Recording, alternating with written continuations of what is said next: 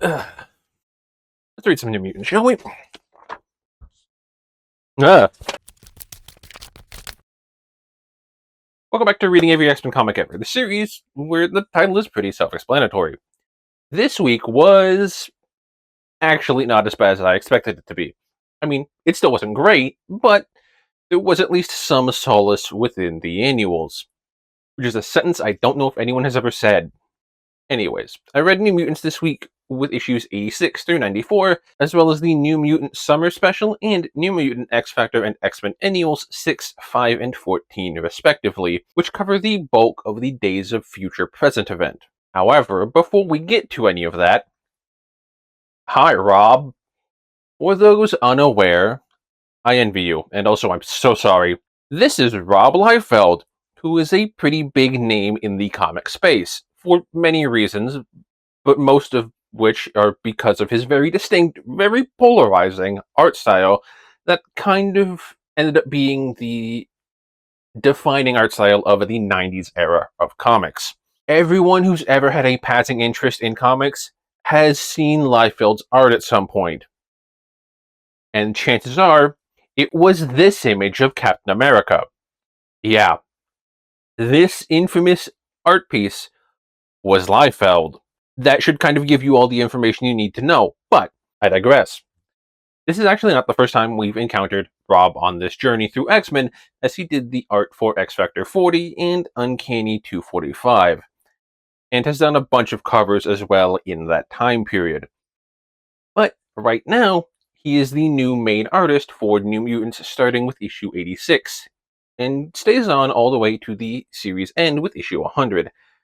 And after Extinction Agenda, he takes over the plots, working with Fabian Nicieza as the scripter, and is responsible for rebranding the team into X-Force.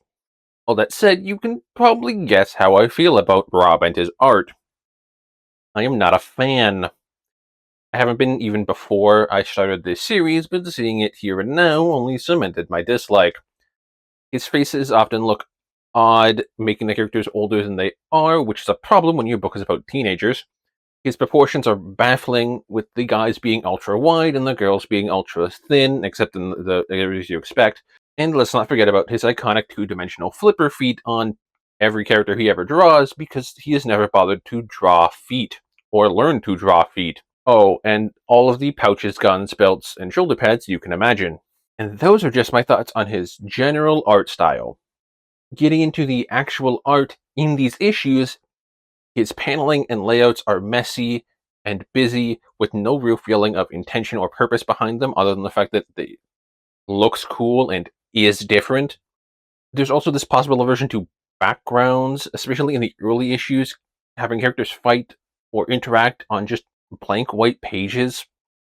I don't know if he actually just didn't like drawing backgrounds, or he didn't have the time, or what, but either way, it comes off as lazy.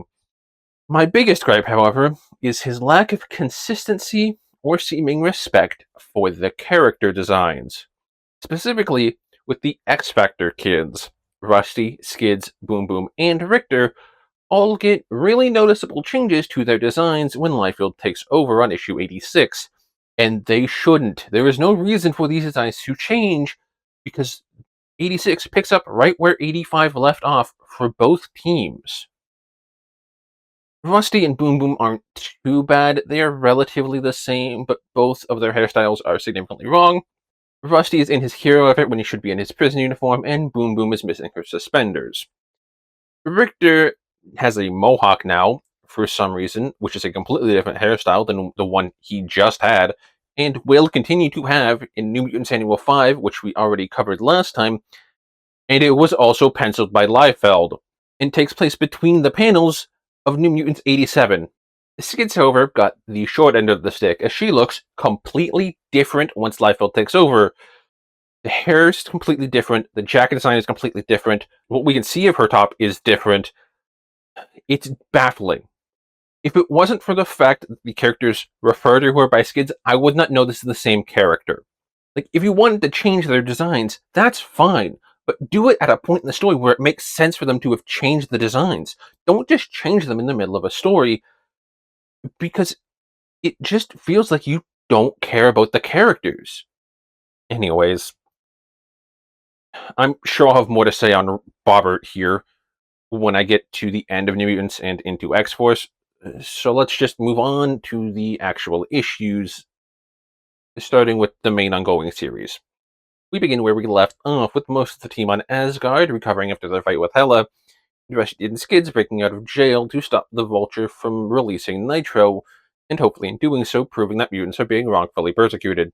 They don't really succeed at either, but Skids is at least able to contain Nitro's explosion so no one gets hurt, although they do get captured by the Freedom Force at the end.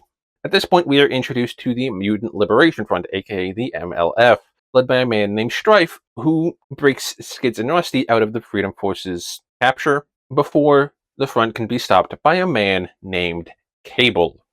Once the rest of the New Mutants return from Asgard, minus Danny, who stays because she feels honor-bound to help the Valkyries repair their image. That feels like a really lame excuse for writing someone out of a book, much less one of the best characters of the book. It also feels a little out of character, too. I feel like I would have just preferred her to be severely injured and had to stay behind to heal. Regardless, when the team regroups, Cable immediately takes his place as their new teacher slash guardian slash mentor, and they move into the basement of the destroyed mansion. Oh, and they all get new outfits, which are pretty good for the most part. We get a brief arc of Richter going down into the sewers to fight Mask and prove he's not really afraid, and because he doesn't trust Cable due to some previous events in his past that involved the death of his dad and Cable. Instead, he ends up running into Sabretooth and Caliban, and the rest of the team has to go rescue him. Other than Richter getting a power upgrade and Sabretooth dying again, this arc is kind of pointless. I mean, Richter doesn't even learn anything from the events, and I guess the team on the book realized that because they just kind of shove in him learning to respect Cable in the last page. Having gotten over his bullshit, mostly, Richter decides to be a team player and gets a new costume and another new haircut. This is easily the worst one of the bunch. What the fuck were they thinking? I hope you change again. Regardless, the team heads to Madripoor to take on the MLF, and they team up with Sunfire and Wolverine, and they accomplish their goal, kind of. But they also get a vague warning about the Genosians, setting up Extinction Agenda, and that's kind of where we leave them. I'll be honest, I actually thought this Madripoor arc was good. It was well paced, the story was engaging, and the art was the least offensive of all the issues, even if the way the team escaped capture was pure bullshit and clearly drawn incorrectly based on the text on the page. As a whole, I think the thing that's the most disappointing to me about these issues is that the plots and character beats aren't inherently bad, they just weren't done well. The early issues especially just kind of felt like they were spinning their wheels until the last few pages where the characters would actually do something of importance. Despite that, there were things in here that I actually liked. Rain's character development and her relationship with Richter were really nice. I enjoyed that Cable actually treats the kids with a modicum of respect. It allows them to make their own choices and decisions when the need arises and doesn't chastise them or punish them for screwing up because of those decisions, unlike the last two mentors they had. Speaking of, I would be remiss not to mention Cable as a whole, because I did like him, even though he is kind of the catalyst and biggest signifier for when things really go downhill for this team in this book. But he is also a very important figure in the X-Men mythos. I like that he just kind of shows up and is a known entity in the world. Crimson Commando knows of him, and he mentions that there's government files on him, and Moira, Sunfire, and Wolverine all seem to personally know Cable from the past. I'm unsure if Simonton and Liefeld really knew who Cable was when creating him, or if all of it was retcons later, but either way, I really enjoy that there's no hint of it here. It allows the character to be established as its own person, with his own history, and not immediately weighed down or overshadowed by his family lineage with the expectations the new reader might have because of it. With that, let's move on to the Days of Future Present annual event. This takes place over the three annuals I mentioned earlier: New Mutants Annual 6, X-Factor Annual 5, and X-Men Annual 14, as well as Fantastic Four Annual 23, which is actually the beginning of the story and the only one I didn't read. Would it have benefited me to read that issue? Yeah, probably, but I wasn't super lost without it, even though this story is a bit confusing on its own.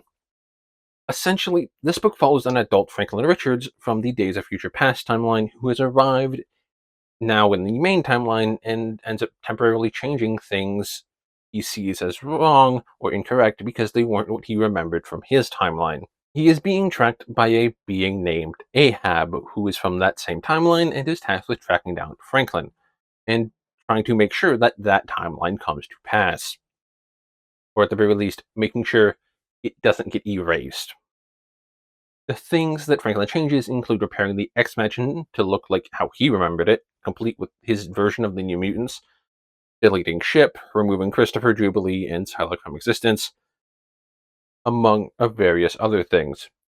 Eventually, after the final fight between the whole crew of characters and Ahab, who gets away, it is revealed that the adult Franklin has been dead the whole time, as we saw in the original Days of Future Past arc, and has been siphoning off the powers of his younger self and Rachel's Phoenix Force to do the things he's been doing in the book.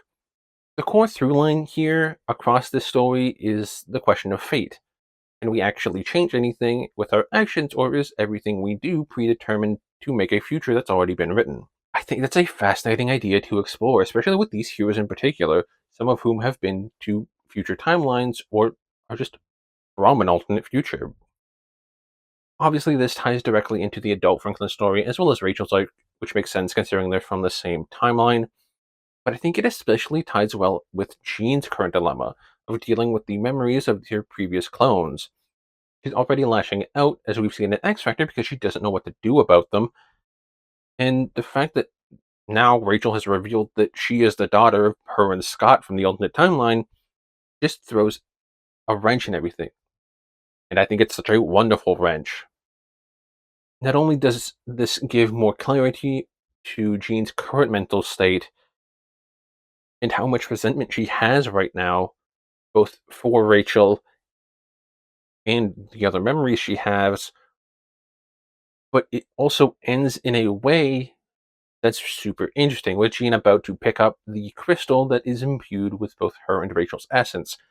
And this could be a really big moment for the character that I hope is capitalized on in future X Factor issues. Although part of me knows it probably won't be. Moving on to our final book today, which is the New Mutants Summer Special. This is by Ann Nocenti and Brett Blevins. It is super fucking weird, but just as equally as awesome. Sunspot, Boom Boom, Wolfsbane, and Warlock all get sucked into this strange TV world that is completely fallen to the megacorporations and the consumerism they bring and the bad effects of television. So they work to free the people of this world. On the flip side, back in reality, a group of kids hold a protest to get a local river cleaned. I adore that this book's message is that individuals, when banded together, have more power than those that seem to wield it. And sometimes physical force is necessary. It also shows that TV is an effective tool for the individual as well as the rich and powerful. Yes, it can be used to instill fear and apathy and control, but it can also be used to bring attention to issues plaguing communities, large and small, and instill hope and empathy, and even showcasing acts of rebellion against injustice. The thing this book says about TV, I think, is still ringing true today and can very easily, almost one to one, I think, be applied to social media and the internet as a whole.